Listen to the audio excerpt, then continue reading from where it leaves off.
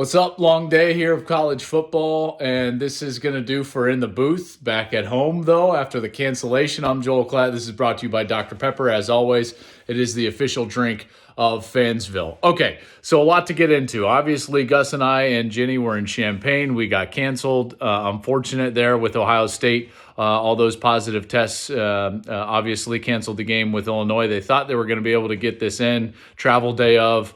Weren't able to do it. And first and foremost, I just hope everybody is okay. Had a quick text exchange with Coach Day. He's obviously disappointed for he and his, and more so his players, obviously.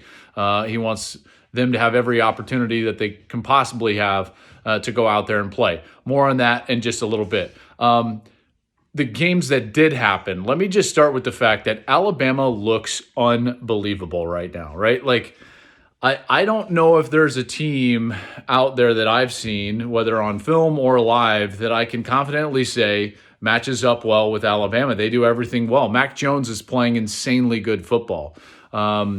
I think it's going to be really tough to keep him out of the Heisman conversation after what he did in the Iron Bowl today. And he makes it look very easy. Listen, he's a very accurate passer down the field. I think he's had a remarkable season, and I think he's a really good player. I won't be shocked at all if he's played himself maybe even into the first round of the NFL draft, to be honest with you, with the type of passes that he throws. I know he's got great players around him, but fact remains, he's playing unbelievable football. 5 touchdown passes in the Iron Bowl.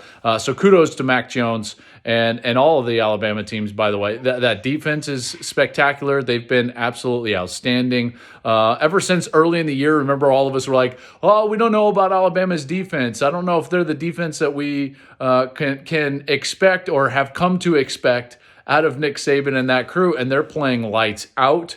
And credit Steve Sarkisian for getting that crew ready, even with Nick Saban with that positive COVID test. So Alabama looks to be the class of college football here heading into the home stretch. Now, quickly, let me transition to the Big Ten. I've said since the beginning of the year, and I still believe, that the Big Ten needs to do away with that 6-game minimum to play a championship game.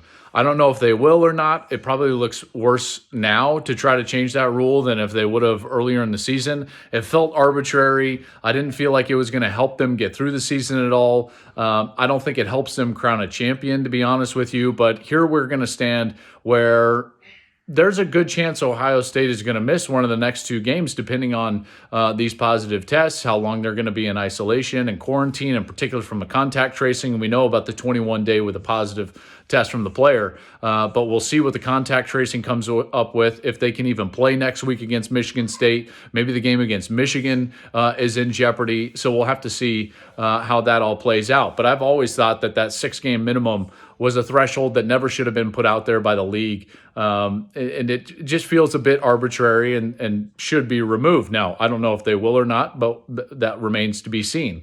Having said that, there is no minimum for the college football playoff. And so I think Ohio State, as disappointed as they are, and sure, they would love to win the Big Ten championship game, but they still have a lot to play for. If they finish undefeated, I still don't think that the committee is not going to include them in the playoff. Because they've missed a couple of games due to COVID. They've clearly, at least in my estimation, shown, and I think the committee believes, even with the few number of games that they've played, that they're one of the best 4 teams in the country. So we'll see how that plays out here during the course of the next couple of weeks. I hope, again, let me just state, I hope everybody is healthy and gets well, and hopefully we can have some of these games coming down the stretch. Been a wild day, man. I went to Champaign, drove back to Chicago, flew home, tried to catch some of the games. And oh, by the way, the Colorado Buffaloes are 3-0. Way to go, boys. This show, as always, has been brought to you by Dr. Pepper. It is the official drink of Fansville.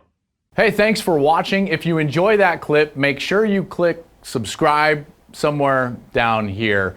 From game highlights to exclusive interviews and rankings, we've got everything you need as a college football fan right here, College Football on Fox.